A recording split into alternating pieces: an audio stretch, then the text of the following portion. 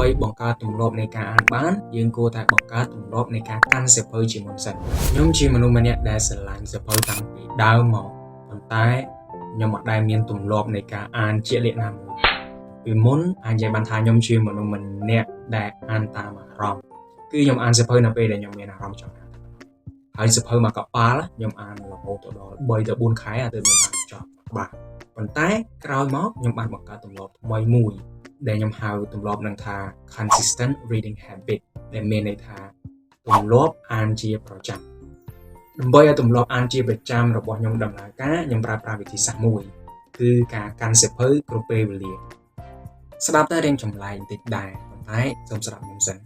ខ្ញុំមិនជឿទេថាអ្នកទាំងអស់គ្នាឃើញលុយជ្រុះហើយអ្នកទាំងអស់គ្នាមិនរឹកហើយណាក៏អ្នកទាំងអស់គ្នាតើមើលដែលថាលុយជ្រុះហ្នឹងប្រហែលជាប្រមាណមែនទេដូចគ្នាដែរប្រសិនបើអ្នកទាំងអស់គ្នាកាន់សៀវភៅយូរទៅថ្ងៃណាមួយអ្នកទាំងអស់គ្នានឹងបើកសៀវភៅអានជាជាមិនខានទោះបីជាមិនបានអានយ៉ាងហោចណាស់ក៏បើកមើលរូបភាពដែរអញ្ចឹង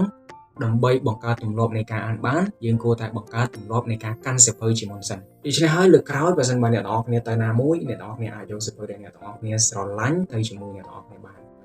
សម្រាប់ខ្ញុំចូលចិត្តយកសៀវភៅទៅជាមួយនៅពេលដែលខ្ញុំទៅហាងកាហ្វេមិនថាខ្ញុំទៅក្នុងក្រុមរៀនស្រាវជ្រាវឬក៏ធ្វើការទេខ្ញុំតែងតែចំណាយពេល5ទៅ10នាទីអានសៀវភៅសិនហើយបន្ទាប់មកចាំធ្វើការងារដែលសំខាន់បន្ទាប់តែខ្ញុំយល់ថាមានបញ្ហាមួយសម្រាប់អ្នកអានសៀវភៅ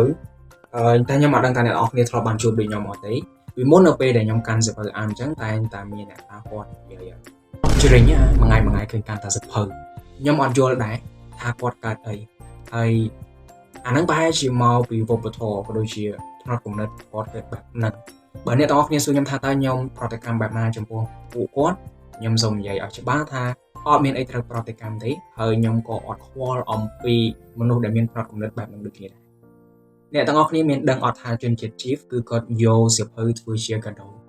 មិនថាបនធំឬក៏មានកម្មវិធីអីមួយទេគឺគាត់ចែករំលែកគ្នាតាមរយៈការឲ្យសៀវភៅទៅកាន់គ្នាអញ្ចឹងសៀវភៅគឺវាមានតម្លៃមែនទេតម្លៃនៃសៀវភៅគឺខ្ពស់ខ្លាំងមែន